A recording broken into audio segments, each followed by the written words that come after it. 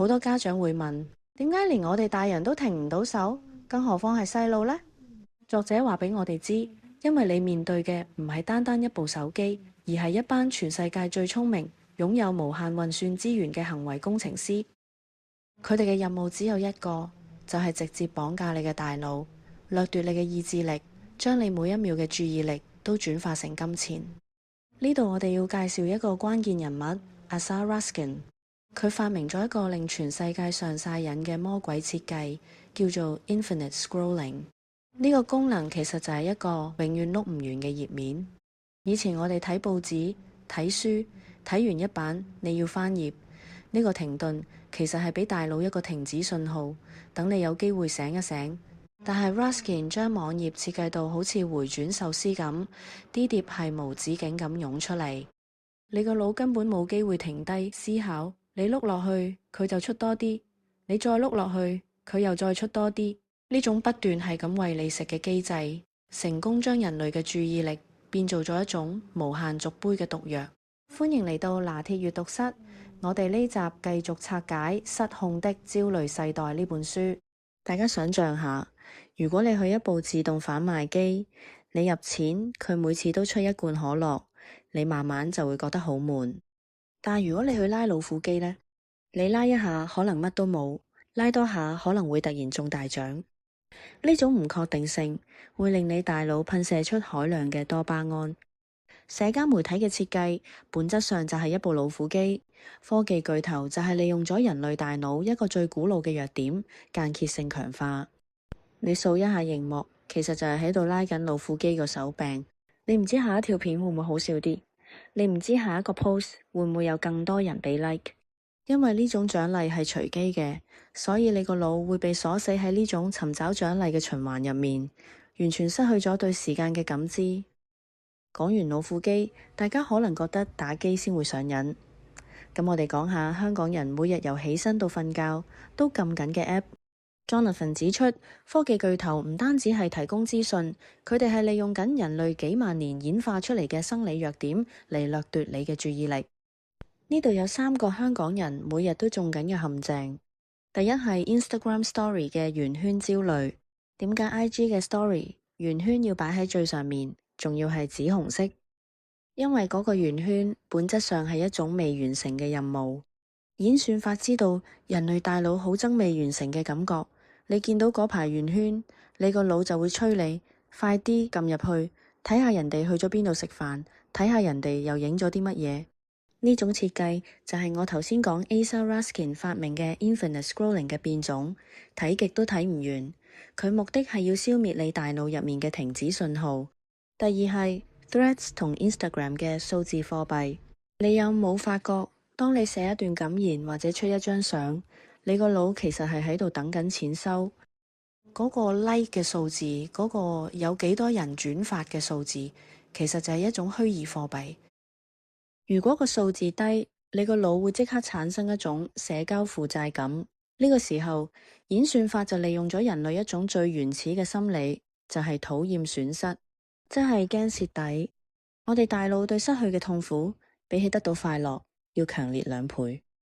你得到一個 like， 你可能只係開心一陣，但如果你原本有嘅數字跌咗，或者見到人哋有而你冇，嗰種蝕底咗嘅唔舒服，會令你產生一種怕趕唔上嘅恐懼。為咗填補呢種驚輸蝕嘅感覺，你唯有俾更多嘅時間去影更多偽造嘅生活照。第三係 WhatsApp 嘅藍剔同已讀不回。藍剔同埋最後上線時間，本質上係一種24小時嘅生理監控。科學研究證實，被已讀不回引發嘅社交排擠喺大腦入面產生嘅反應，同 physical pain， 即係身體疼痛，係同一個位置。即係話，當一個後生仔見到對方藍剔咗但冇覆，佢唔係心碎咁簡單，佢個腦係真實咁感受到好似被火燒、被刀割咁痛。科技巨頭就係利用呢種驚死、蝕底同埋驚痛嘅心理，將你夾硬鎖喺部手機入面。呢種已經唔係簡單嘅社交，呢種係一種生理上嘅數字勒索。佢哋將你原本應該用嚟分泌催產素嘅實體交流時間，全部換成咗一啲令你上晒癮，但完全冇營養嘅大腦味精。呢啲多巴胺垃圾食物就好似喺你大腦入面係咁撒啲味精入去咁，佢令你每一刻不停咁想掃落去，想睇落去，但係每掃完一下，你心入面只會覺得更加空虛，更加焦慮。所以大家要明白點解下一代會焦慮得咁交關，因為佢哋唔係玩緊手機，佢哋係被一個24小時不停運作嘅痛覺與恐懼機器撳住嚟打。呢種設計利用咗人類基因入面對失去同被排擠嘅恐懼，將社交完全變成咗一種生理奴役。呢度我哋要講返上集提到嘅催產素，人類需要眼神交流，拍膊頭嚟分泌催產素，嚟得到真正嘅平靜。但科技巨頭俾你嘅只有多巴胺刺激，多巴胺係令你想要更多，而催產素係令你感到滿足。當你只有多巴胺而冇催產素嘅時候，你就會陷入一種越社交越孤獨嘅生理死循環。講完喺 IG 同 Threads 經歷緊嘅社交焦慮，我哋而家講下男仔。喺香港，好多家長會覺得我個仔好乖啊，放學就返屋企，唔出街蒲，淨係打下機，玩下手機啫，應該安全過女仔啩。但係作者話俾我哋知，男仔經歷緊嘅係另一種形式嘅靈魂消磨。如果女仔嘅問題係過度社交，咁男仔嘅問題就係全面撤退。呢種數字時代嘅意志力閹割係點樣發生嘅呢？幾萬年嚟，男仔嘅演化本能係冒險同征服，佢哋需要透過實體競爭，例如去打場波，去探索未知，甚至係同人面對面博弈，去磨練佢哋嘅意志力肌肉。但喺現代社會，現實世界嘅回饋機制實在太慢、太枯燥，你要苦練幾年先可以喺球場贏到尊重。你要讀10幾年書先可以見到少少前途。科技巨頭睇準咗呢一點，佢哋用演算法廢咗呢代男仔嘅武功。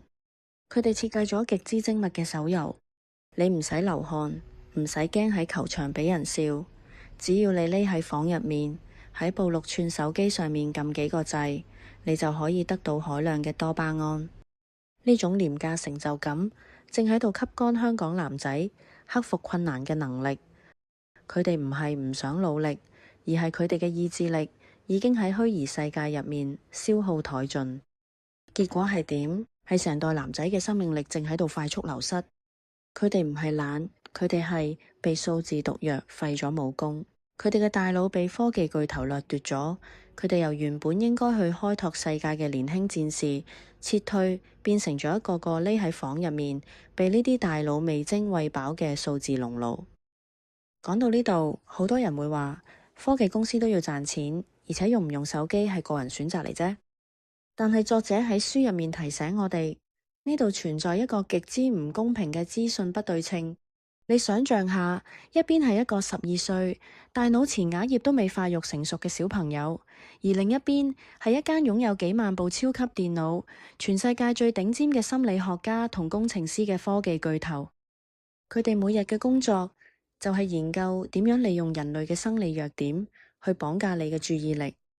呢場根本唔係公平競爭，而係一場不對稱嘅抗爭。